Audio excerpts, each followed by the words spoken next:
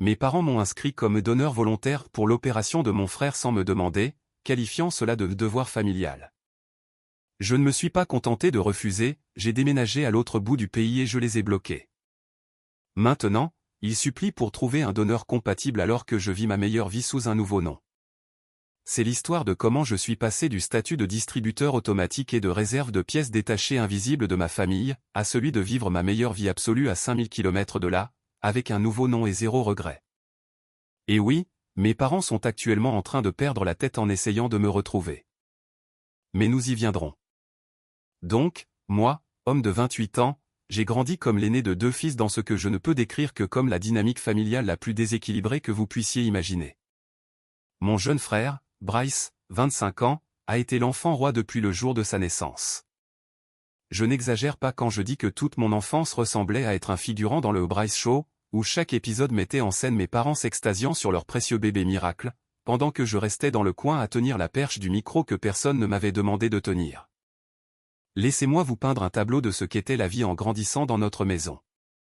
Quand j'avais 8 ans et que Bryce en avait 5, j'ai gagné la première place au concours régional d'orthographe. J'étais tellement excité de le dire à mes parents.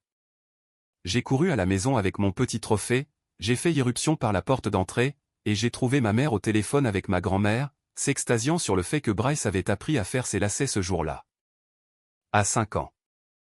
Quand j'ai essayé de lui montrer mon trophée, elle m'a repoussé de la main et a mimé ses biens, avant de retourner à sa conversation sur l'exploit monumental de motricité de base de Bryce.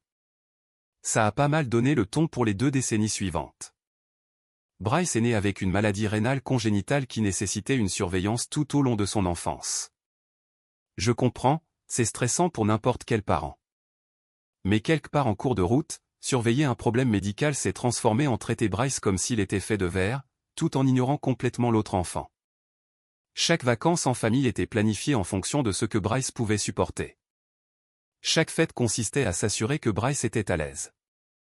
Chaque conversation au dîner, sans exception, revenait d'une manière ou d'une autre au dernier rendez-vous médical de Bryce, à son régime spécial, ou à son besoin de repos supplémentaire.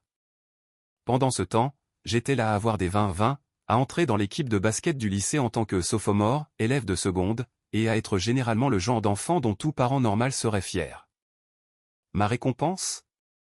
Un bon travail sans conviction, et retour immédiat à la discussion pour savoir si les dernières analyses sanguines de Bryce montraient une amélioration. Les 2 poids 2 mesures dans notre maison étaient si flagrants qu'ils rendraient jaloux un producteur de télé-réalité. Quand j'avais 12 ans, je voulais rejoindre l'orchestre de l'école. Mes parents m'ont dit que c'était trop cher à cause des factures médicales de Bryce. 3 mois plus tard, Bryce a mentionné qu'il trouvait les jeux vidéo sympas, et mon père est rentré à la maison avec une console toute neuve et 5 jeux. Ça leur a probablement coûté 3 fois ce qu'une clarinette d'occasion leur aurait coûté, mais bien sûr, nous devions surveiller nos dépenses. Quand j'ai eu 13 ans, j'ai demandé si je pouvais aller en colonie de vacances avec mon ami Derek. 2 semaines dans les montagnes pour apprendre le tir à l'arc et le canoë. J'attendais ça avec impatience depuis des mois. Mes parents ont dit, non, trop cher. Trop loin. Et si quelque chose arrivait à Bryce et qu'on devait se concentrer sur lui ? Derek y est allé sans moi. Il est revenu avec des histoires de feux de camp, de tyrolienne et de son premier baiser avec une fille d'une autre cabane. J'ai passé cet été-là à tondre des pelouses dans notre quartier pour de l'argent de poche, pendant que Bryce jouait à ses nouveaux jeux vidéo sous la climatisation.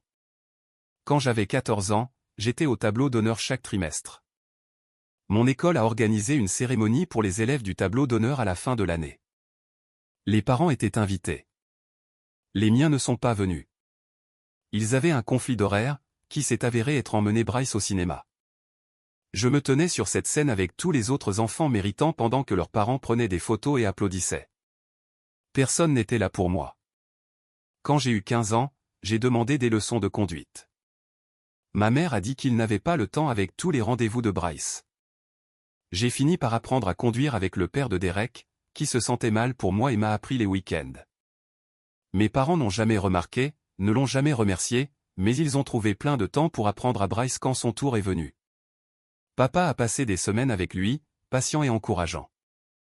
Maman a fait tout un album photo de Bryce obtenant son permis d'apprenti, puis son permis. Ils lui ont organisé une petite fête pour célébrer. Je n'ai rien eu pour le mien, pas même une carte.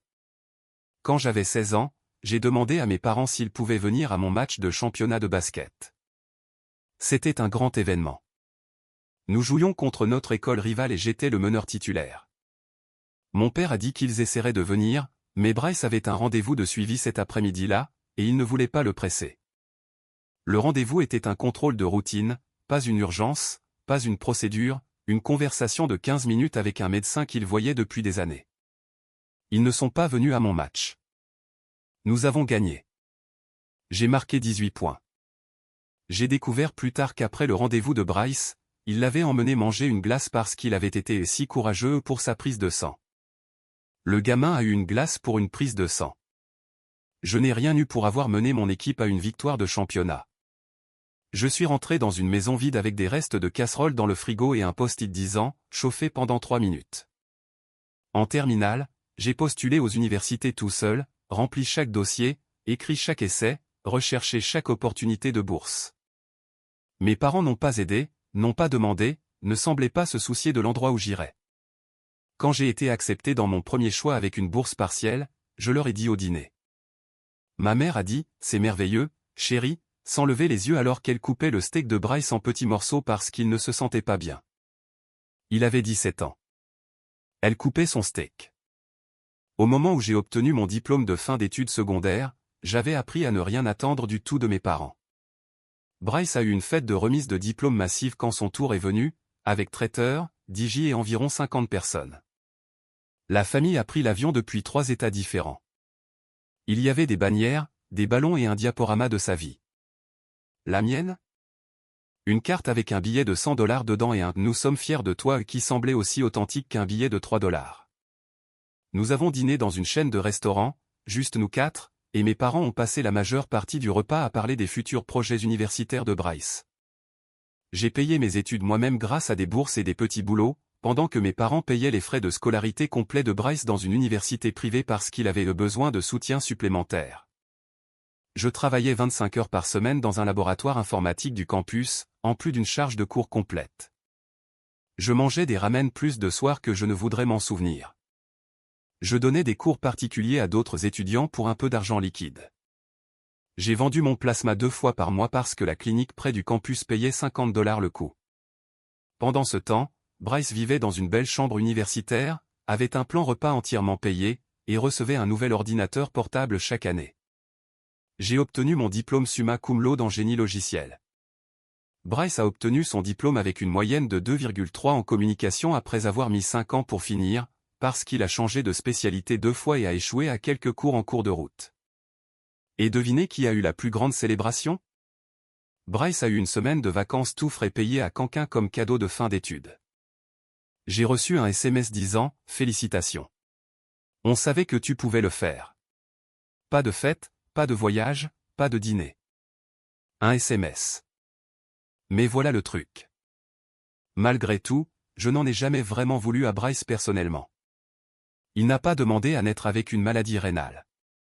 Il n'a pas demandé à nos parents de le traiter comme une divinité tout en me traitant comme un meuble. C'était leur faute à eux. Bryce et moi n'étions pas proches, mais nous n'étions pas ennemis non plus. Nous existions juste en parallèle. Lui sous les projecteurs, et moi dans l'ombre. Après l'université, j'ai déménagé à Seattle et j'ai commencé à construire ma carrière de développeur de logiciels. J'étais bon, vraiment bon. Toutes ces années à être négligé m'avaient donné une rage de vaincre de la taille du Montana. Et j'ai canalisé chaque parcelle de cela dans mon travail. Je restais tard. Je prenais des projets supplémentaires. J'apprenais de nouveaux langages de programmation sur mon temps libre. Je me suis rendu indispensable. En 5 ans, j'avais gravi les échelons jusqu'à un poste senior dans une grande entreprise technologique. J'ai acheté mon propre appartement avec vue sur l'eau. J'avais une voiture fiable que j'avais payée moi-même. J'avais des économies à la banque et des investissements qui fructifiaient. J'ai construit une vie qui n'avait absolument rien à voir avec ma famille, et ça faisait du bien. Je gardais un contact minimal avec mes parents. Un appel téléphonique les jours fériés si j'en avais envie, durant généralement environ 10 minutes avant que la conversation ne tourne autour de Bryce. Une visite une fois par an, peut-être, où je m'asseyais dans ma maison d'enfance en me sentant comme un invité qui avait abusé de l'hospitalité. Ils n'ont jamais semblé remarquer ou se soucier de la distance. Ils n'ont jamais posé de questions sur mon travail, ma vie, mes amis. Ils n'ont jamais visité Seattle, jamais vu mon appartement, jamais rencontré quelqu'un avec qui je sortais. Tout a changé il y a environ 2 ans quand j'ai reçu un appel de ma mère. L'état des reins de Bryce avait finalement progressé au point où il avait besoin d'une greffe. Son rein restant était défaillant et la dialyse n'était qu'une solution temporaire. Les médecins ont dit qu'il avait besoin d'un donneur vivant pour le meilleur résultat, et les membres de la famille étaient les plus susceptibles d'être des candidats compatibles. Maintenant, je veux être clair sur quelque chose. Si mes parents m'avaient appelé et demandé, sincèrement demandé, si je serais prêt à me faire tester pour voir si j'étais compatible, j'aurais probablement dit oui. Malgré tout, malgré les années de négligence et de favoritisme, je ne suis pas un monstre. Bryce est toujours mon frère. Si je pouvais aider à lui sauver la vie, je l'aurais au moins envisagé. Mais ce n'est pas ce qui s'est passé.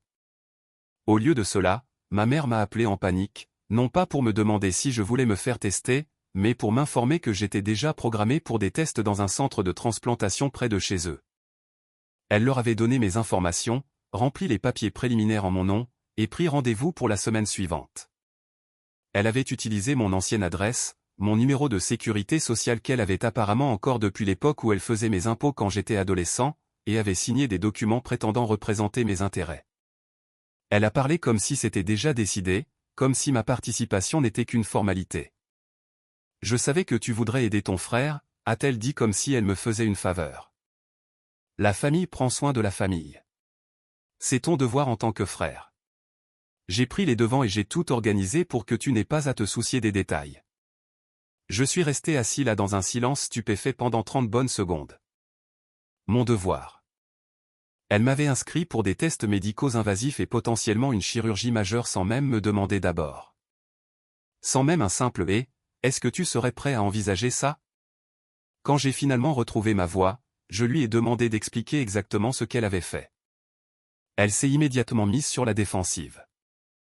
J'ai juste fait avancer les choses pour qu'on ne perde pas de temps. Bryce n'a pas le temps d'attendre que tu y réfléchisses. Il a besoin d'un rein maintenant et tu es la meilleure chance qu'il ait. Est-ce qu'il t'est venu à l'esprit de peut-être me demander d'abord? J'ai dit. Pourquoi aurais-je besoin de demander? Tu es son frère. Bien sûr que tu vas aider. C'est ce que fait la famille. Cette phrase m'a dit tout ce que j'avais besoin de savoir sur la façon dont mes parents me voyaient. Pas comme une personne avec ma propre vie, ma propre autonomie, mon propre droit de prendre des décisions concernant mon propre corps. J'étais juste une ressource, un bac de pièces de rechange qu'il pouvait piller chaque fois que Bryce avait besoin de quelque chose. Je lui ai dit que j'avais besoin de temps pour réfléchir. Elle s'est immédiatement mise en colère. Elle a dit qu'il n'y avait rien à réfléchir. A dit que j'étais égoïste. A dit que Bryce pourrait mourir si je ne faisais pas ça. Elle a pleuré en disant qu'elle ne pouvait pas perdre son petit garçon. Elle a hurlé que j'étais ingrat. Elle m'a dit que je lui brisais le cœur en hésitant simplement. J'ai raccroché. Au cours des jours suivants, mon téléphone a explosé.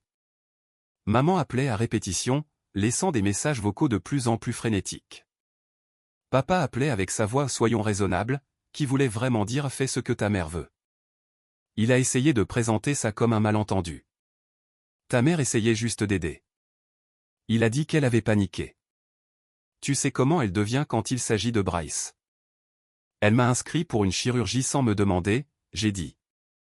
Ce n'est pas de la panique. C'est croire que tout lui est dû. Il est resté silencieux après ça. Même Bryce a appelé. À son crédit, il avait l'air mal à l'aise. Écoute, je ne leur ai pas demandé de faire ça, a-t-il dit. J'ai découvert le rendez-vous en même temps que toi. Ils m'ont juste dit que c'était géré. Je ne savais pas qu'ils ne t'avaient pas parlé d'abord. J'ai dit à Bryce que j'y réfléchirais. Puis je me suis assis, et j'ai vraiment réfléchi à toute ma vie. J'ai pris une décision ce soir-là qui a tout changé. Le lendemain matin, j'ai appelé mon patron et demandé un transfert à notre bureau d'Austin. Nous étions en pleine expansion là-bas et ils cherchaient des développeurs seniors. Il y avait une ouverture et ils étaient heureux que je déménage. J'ai donné mon préavis de 2 semaines à Seattle et j'ai commencé à prendre des dispositions pour déménager. Je ne l'ai pas dit à mes parents. Je ne l'ai dit à personne de ma famille.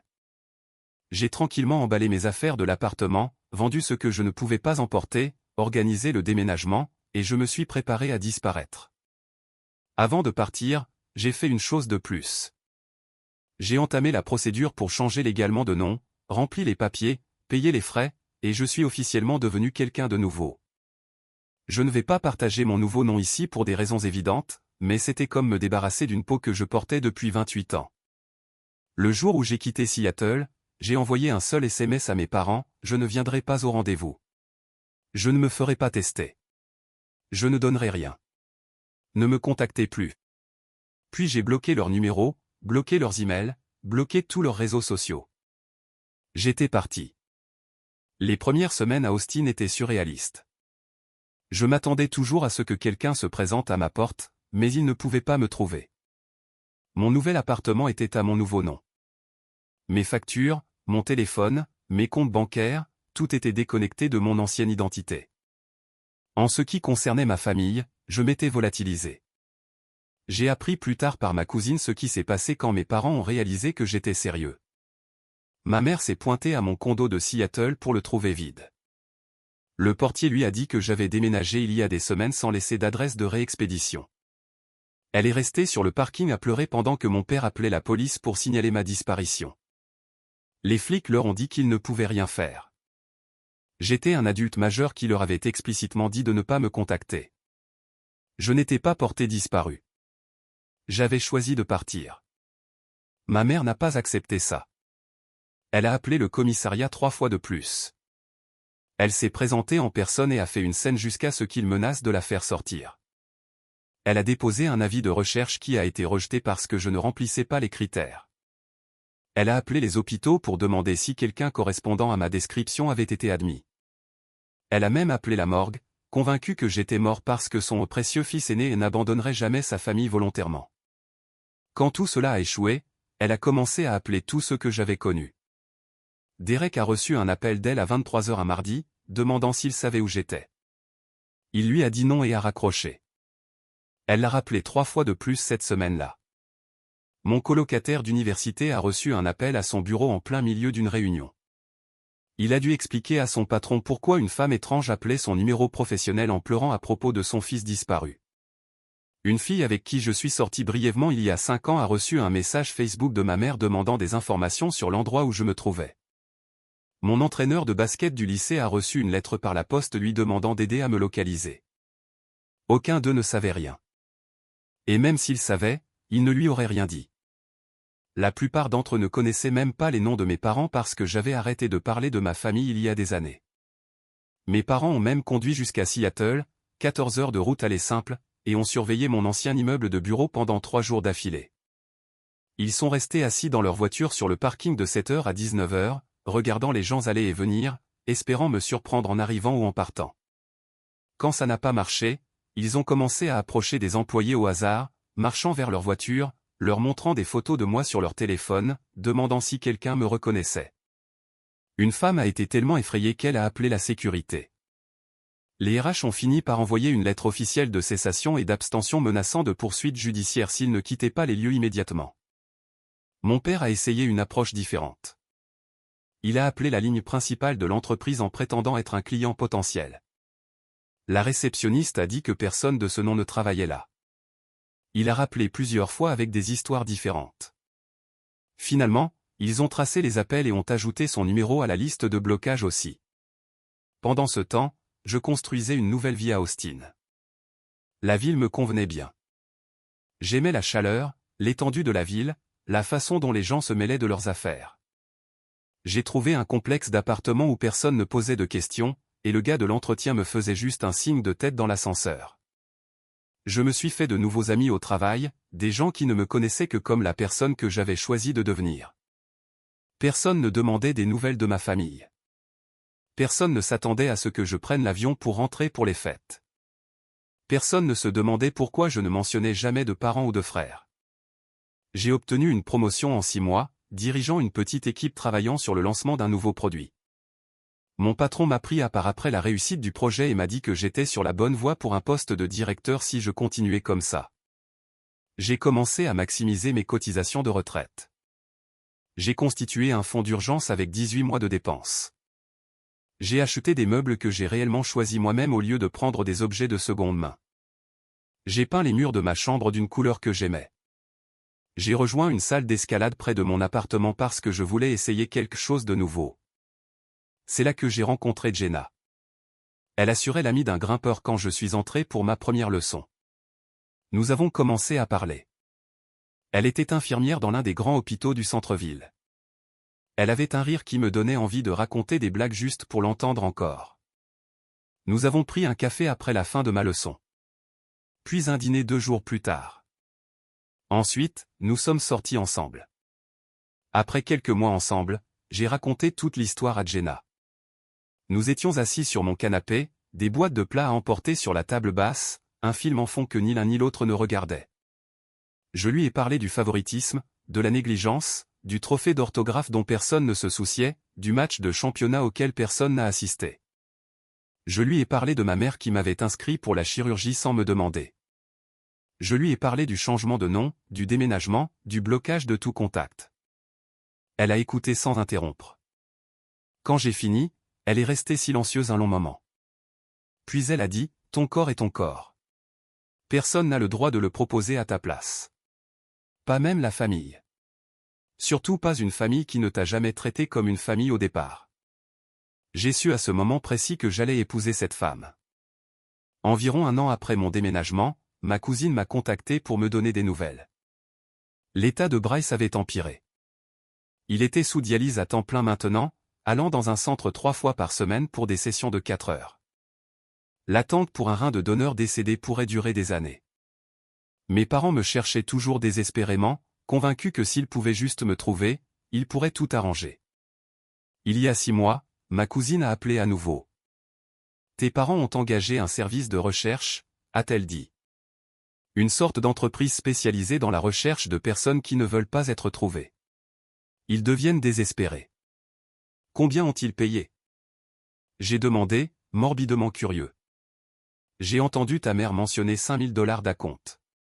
$5 000 pour traquer un fils qu'ils avaient ignoré pendant 3 décennies. $5 000 qu'ils n'ont jamais dépensé pour une seule fête d'anniversaire pour moi. $5 000 qu'ils ne pouvaient pas épargner pour la colonie de vacances, ou les leçons de conduite, ou une fête de remise de diplôme, mais ils pouvaient les trouver très vite quand ils avaient besoin de quelque chose de moi. J'ai remercié ma cousine et je suis passé en mode alerte maximale. J'ai complètement verrouillé mes réseaux sociaux, rendu tous les profils privés, changé mes photos de profil pour quelque chose de méconnaissable, supprimé toutes les données de localisation. J'ai passé un week-end entier à parcourir tous les sites de recherche de personnes que je pouvais trouver, en me désinscrivant de chacun, en envoyant des demandes de suppression, en relançant quand ils ne s'y conformaient pas. Je me suis assuré que mon adresse n'était pas connectée à mon nouveau nom dans les registres publics. J'ai parlé à mon propriétaire pour qu'il ne confirme ma résidence à personne qui appellerait pour demander. J'ai même varié ma routine, prenant différents chemins pour aller au travail, faisant mes courses dans différents magasins à des jours différents. Quelques semaines plus tard, le service de recherche a apparemment atteint une impasse. Ma cousine a dit que mes parents étaient livides. Ils ont exigé un remboursement. L'entreprise leur a dit qu'ils avaient fait tout ce qu'ils pouvaient, mais que j'avais trop bien brouillé les pistes. Ma mère leur a apparemment crié dessus au téléphone qu'ils étaient des escrocs incompétents. L'entreprise a envoyé un email poli expliquant que certaines personnes ne voulaient tout simplement pas être trouvées, et qu'il n'y avait rien d'illégal à cela. Puis est arrivée la lettre. Elle est arrivée à mon bureau, envoyée à l'adresse générale de mon entreprise avec juste mon prénom et une vague description physique. Le gars du courrier l'a apporté à mon bureau en ayant l'air confus. « C'est toi. » Une dame a envoyé ça avec genre aucune adresse réelle, juste ton prénom et grand, cheveux bruns, travaille dans la tech. Je l'ai ouverte en sachant exactement de qui elle venait. 6 pages manuscrites sur du papier à lettres fantaisie couleur crème avec des petites fleurs dans les coins. Le genre de papier que quelqu'un utilise quand il essaie de paraître sincère. Elle parlait de combien je leur manquais, de combien ils étaient inquiets, de comment Bryce devenait plus malade chaque jour, et que chaque jour où il n'avait pas de greffe était un jour de plus vers le risque de le perdre pour toujours. Elle a parlé de quand j'étais bébé, comment elle me berçait pour m'endormir en fredonnant de vieilles chansons, comment j'étais un si bon bébé, je ne pleurais presque jamais, toujours si facile. Elle n'a rien mentionné d'après la naissance de Bryce. Rien de ma véritable enfance où elle avait été présente, juste des trucs de bébé d'avant qu'elle ait quelqu'un de mieux à qui prêter attention.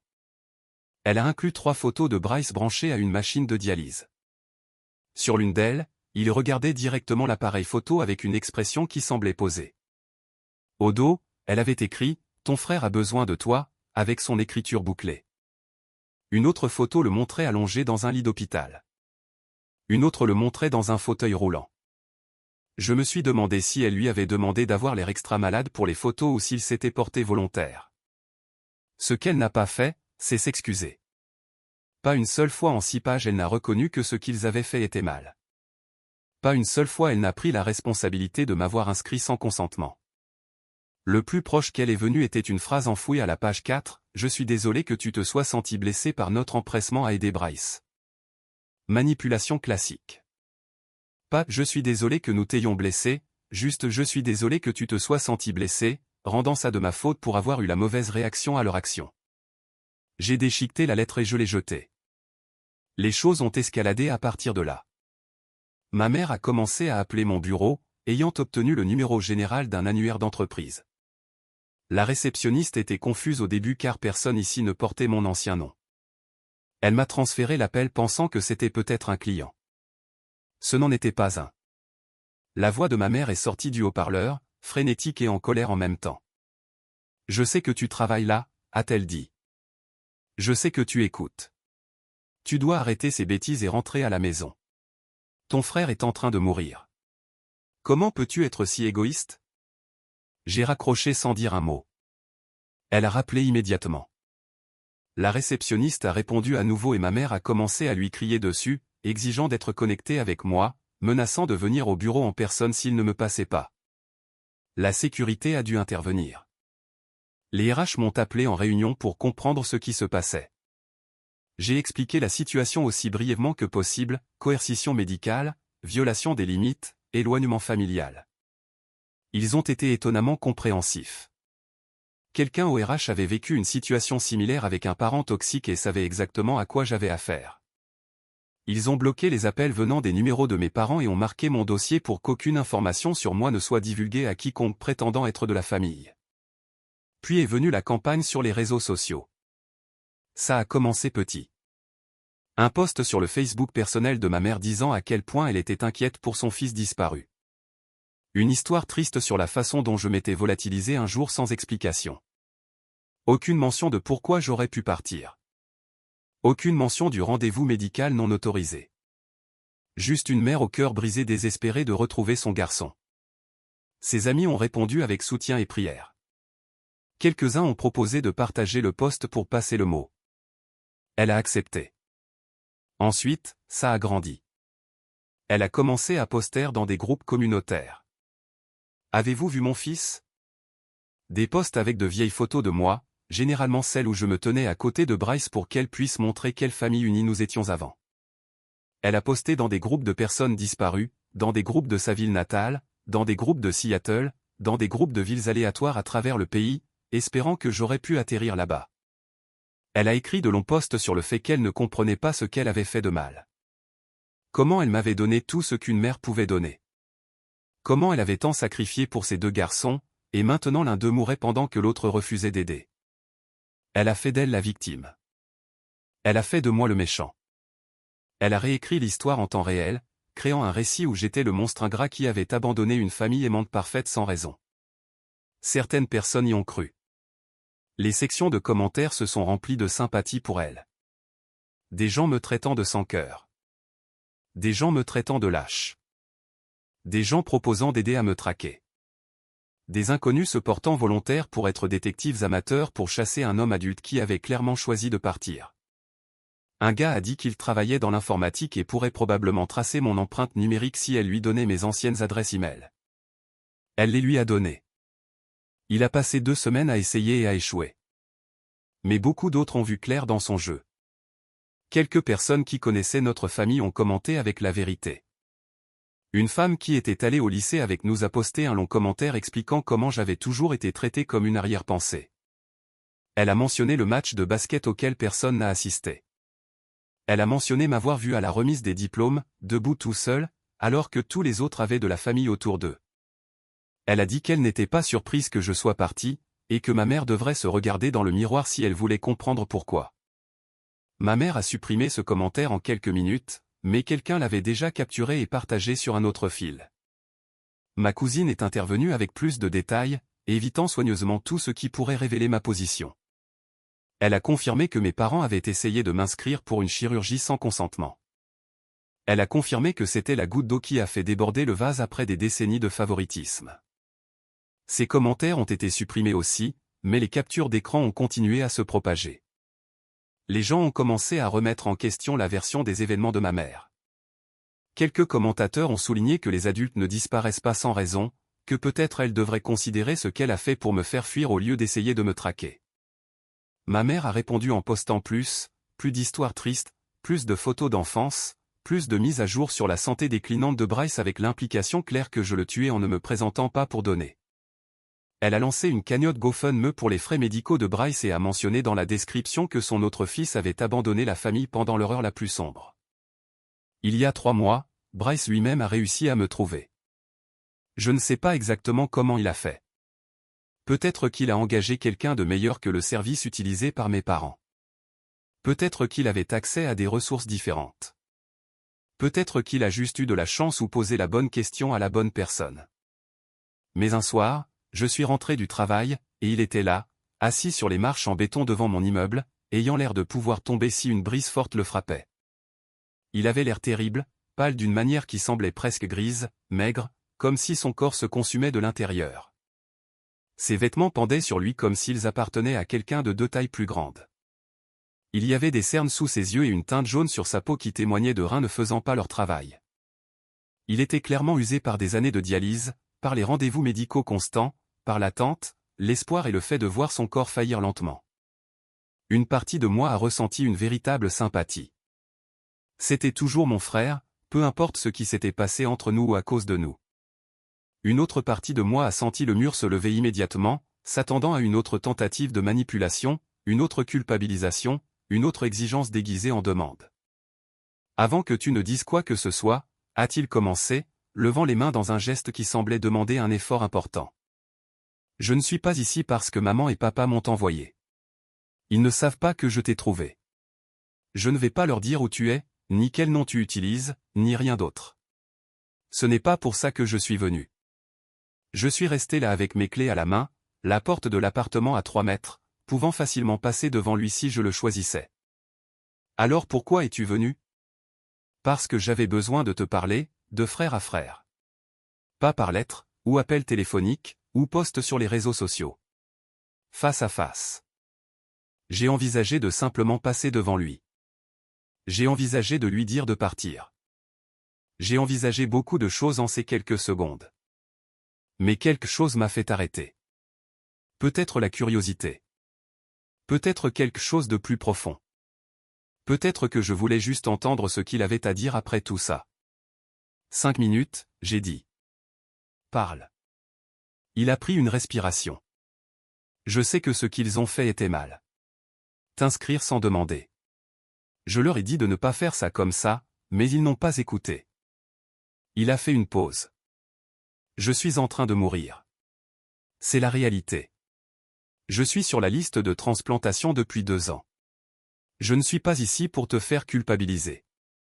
Je voulais juste te regarder dans les yeux et te dire, je suis désolé pour tout ça.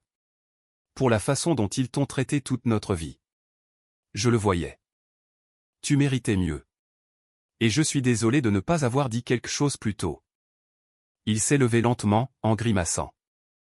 Si tu n'es pas prêt à te faire tester, je comprends. C'est ton corps et ton choix. Il a commencé à marcher vers une voiture au bord du trottoir. Je l'ai regardé partir. Bryce, j'ai appelé. Il s'est retourné. Je vais y réfléchir. Il a hoché la tête et est parti. J'y ai réfléchi pendant des semaines, puis j'ai pris une décision. Je suis allé dans un centre de transplantation à Austin, complètement indépendant de mes parents, et j'ai fait faire le bilan complet. Je me suis dit qu'il ne servait à rien d'agoniser sur le fait de donner ou non si je n'étais même pas compatible. Les résultats sont revenus 2 semaines plus tard. Je ne suis pas compatible. Problème de compatibilité tissulaire. Même si je voulais donner à Bryce, je ne pouvais pas. Je l'ai dit à Bryce par appel vidéo. Il l'a mieux pris que prévu. Honnêtement, je suis soulagé, a-t-il dit. Pas parce que je n'ai pas besoin d'un rein, mais parce que maintenant il n'y a plus de pression. On peut juste être frères. Ensuite, Bryce l'a dit à nos parents. Pas où je suis ni mon nouveau nom. Juste qu'il m'avait trouvé, que nous avions parlé et que je n'étais pas compatible. Selon Bryce, maman a pété les plombs. Elle a commencé à hurler que j'avais dû saboter le test. Que j'essayais de tuer son petit garçon exprès. Papa est resté assis là en silence. Mais voilà le bouquet, après que maman se soit calmée, elle a demandé à Bryce si je serais prêt à donner au moins de l'argent pour ses factures médicales puisque je ne donnais pas de rein. Bryce lui a dit non en mon nom. Maman a commencé à pleurer et a dit qu'elle ne comprenait pas où elle avait échoué. 2 semaines plus tard, Bryce a appelé avec des nouvelles. Il avait avancé sur la liste de transplantation. Un rein compatible d'un donneur décédé était devenu disponible. Le donneur était un jeune homme, 24 ans, tué dans un accident de moto à 3 états de là. Triste histoire, mais sa famille avait décidé de donner ses organes. Bryce était compatible pour le rein. La chirurgie était prévue pour le mardi matin, 6 jours plus tard. Je suis resté assis avec cette information pendant un moment, j'ai réfléchi si je devais faire quelque chose, si je pouvais même faire quelque chose. C'était ce que Bryce attendait. Une chance d'avoir une vie normale, une chance d'arrêter d'aller en dialyse 3 fois par semaine, une chance de manger ce qu'il voulait et boire ce qu'il voulait, et ne pas avoir à tout planifier autour des rendez-vous médicaux. Et j'ai réalisé que je voulais être là. Pas pour mes parents, pas par obligation. Pour Bryce. Parce que malgré tout, malgré toutes les années à être dans son ombre, il avait fait quelque chose que personne d'autre dans notre famille n'avait jamais fait. Il m'avait vu. Il s'était excusé. Il m'avait traité comme une personne. J'ai réservé un vol. Je n'ai pas dit à mes parents que je venais. Bryce et moi nous sommes coordonnés soigneusement. J'arriverai le lundi soir, je resterai à l'hôtel près de l'hôpital, et il s'assurerait que nos parents ne soient pas là pendant les moments où je prévoyais de visiter.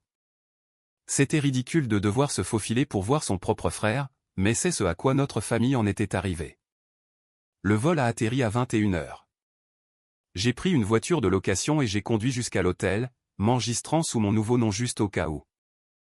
Bryce m'a envoyé un SMS disant qu'il était déjà admis, qu'il faisait les trucs préopératoires, et que nos parents étaient rentrés chez eux pour la nuit. Je suis allé dormir tôt, sachant que la journée du lendemain serait longue. Mardi matin, je suis arrivé à l'hôpital à 6h. Bryce était déjà en préopératoire. Ils m'ont laissé le voir quelques minutes avant de l'emmener. Il était branché à des perfusions, portant une de ces blouses d'hôpital fragiles. Il avait l'air nerveux, mais aussi étrangement paisible. « Merci d'être venu », a-t-il dit. « Ça compte beaucoup. »« Ne meurs pas sur la table », ai-je dit. « Je n'ai pas fait tout ce voyage pour un enterrement. » Il a ri. Pas de promesse. Ils l'ont emmené sur un brancard à 7h. Je suis allé dans la salle d'attente chirurgicale, un espace beige avec des chaises inconfortables et une télé passant les nouvelles du matin en sourdine. J'étais le seul là pendant la première heure. Puis d'autres familles ont commencé à arriver, attendant leurs propres proches, leur propre chirurgie, leurs propres résultats. La chirurgie était censée durer de 4 à 6 heures. Je suis resté assis là tout le temps, téléphone à la main, vérifiant les mises à jour. L'hôpital avait un système où ils envoyaient des rapports de statut par SMS. Patient au bloc. Chirurgie en cours, pas de complications. Chirurgien en train de refermer. Chaque SMS faisait descendre un peu plus mes épaules. Une tension que je ne savais pas que je tenais commençait à se relâcher. Vers 13h, le chirurgien est sorti. Une petite femme aux cheveux gris et aux yeux fatigués, encore dans sa tenue de bloc. Elle m'a trouvé dans la salle d'attente, s'est présentée, et a dit que l'opération s'était bien passée. Le rein était en place, fonctionnait déjà, produisait déjà de l'urine. Bryce était en salle de réveil, encore sous anesthésie, mais stable. Je l'ai remercié probablement 4 fois. Elle a souri comme si elle avait l'habitude. Ils ont transféré Bryce dans une chambre normale vers 15h. Je suis allé le voir. Il avait l'air d'une épave, évidemment, sortant tout juste d'une chirurgie majeure, pas les groggy. Des tubes et des fils partout, mais il était vivant. Ses yeux se sont ouverts quand je suis entré. Et, a-t-il dit, sa voix éraillée et faible. Et, toi-même. Nouveau rein, c'est qui? Il a essayé de rire et l'a immédiatement regretté. Ne me fais pas rire. Tout fait mal. C'est ce que tu gagnes à les laisser t'ouvrir. J'ai tiré une chaise près de son lit et je me suis assis. Nous n'avons pas dit grand-chose. Il sombrait et sortait du sommeil. J'ai fait défiler mon téléphone, répondu à des emails de travail, fait savoir à Jenna que tout s'était bien passé. Quelques infirmières sont venues vérifier ses signes vitaux, ajuster sa perfusion, regarder le site chirurgical. Chacune m'a fait un petit signe de tête comme si elle comprenait pourquoi j'étais là. Vers 18 h, Bryce s'est réveillé plus complètement. Il était capable de parler en phrases complètes. La première chose qu'il a dite a été « Tu es resté tout le temps ». Où d'autre allais-je aller? Je ne connais personne dans cette ville. Tu aurais pu partir. Personne ne t'en aurait voulu. Ouais, eh bien, je suis là. Il m'a regardé un long moment. Merci, a-t-il dit. Vraiment. Je suis resté à l'hôpital jusqu'à 21 h, puis je suis retourné à mon hôtel. Je suis revenu tôt le lendemain matin et j'ai répété le processus. Assis avec Bryce, parler quand il était réveillé, travailler sur mon ordinateur portable quand il ne l'était pas. Je m'assurais de vérifier le parking avant de partir chaque soir, scannant pour la voiture de mes parents, prêt à partir par une sortie différente si je la voyais. Je suis resté en ville pendant 3 jours au total, visitant Bryce pendant les heures où je savais que nos parents ne seraient pas là. Il avait leur emploi du temps mémorisé. Maman venait le matin, papa l'après-midi, les deux ensemble le soir. Je remplissais les trous. Nous avons parlé plus en ces 3 jours que durant les 10 années précédentes combinées. De vraies conversations, pas des banalités de surface. Il m'a dit des choses que je n'avais jamais sues, comme combien il s'était toujours senti coupable de la façon dont nos parents me traitaient, comment il avait essayé de leur en parler une fois quand il avait 16 ans, comment il l'avait fait taire immédiatement. Lui disant qu'il imaginait des choses. Lui disant qu'il nous aimait tous les deux également et qu'il devait arrêter de créer des problèmes. Je les ai crus, a-t-il dit. Je voulais les croire. C'était plus facile que d'admettre que mes parents étaient capables de ce genre de favoritisme, alors j'ai juste suivi le mouvement. Et je suis désolé. Tu étais un gamin, ai-je dit. Nous étions tous les deux des gamins. Ouais, mais j'aurais pu dire quelque chose plus tard quand nous étions adultes. Je ne l'ai pas fait. Tu dis quelque chose maintenant. Lors de mon dernier jour, je quittais l'hôpital vers 20 h, me dirigeant vers le parking, quand je suis tombé sur ma mère. Elle s'est figée. Puis son visage s'est chiffonné et elle a avancé vers moi les bras tendus. Mon bébé, tu es revenu. J'ai levé la main. Arrête. Elle s'est arrêtée. Je suis venu pour Bryce, pas pour toi. Bryce s'est excusé. Tu ne l'as pas fait. Je ne comprends pas ce que j'ai fait de mal, a-t-elle commencé. J'essayais juste de sauver ton frère. Tu m'as inscrit pour une chirurgie sans mon consentement. Tu as passé 28 ans à me traiter comme si j'étais invisible. Tu ne t'es toujours pas excusé. Cette conversation est terminée. Je suis passé devant elle vers ma voiture de location. Elle m'a appelé en pleurant, me demandant d'attendre. Je suis monté et je suis parti. C'était il y a 3 semaines. Je suis de retour à Austin. Jenna est venue me chercher à l'aéroport. Nous avons mangé des tacos sur le chemin du retour. La vie est normale. La vie est belle. Bryce se rétablit bien. Nous nous envoyons des SMS régulièrement. Il m'a envoyé une photo de lui marchant dans le couloir de l'hôpital avec sa perche à perfusion. Légende, nouveau rein, c'est qui? J'ai renvoyé un pouce levé. Mes parents ont essayé de reprendre contact depuis le parking. Maman a envoyé une autre lettre à mon bureau. Plus courte cette fois, une page. Toujours pas de vraies excuses. Papa a essayé d'appeler le téléphone de Bryce pendant que j'étais là, espérant que je répondrais. Je n'ai pas répondu. Si vous avez aimé cette vidéo, s'il vous plaît cliquez sur ce bouton d'abonnement. Cela aide vraiment la chaîne et nous aide à vous apporter plus de meilleures histoires. Merci.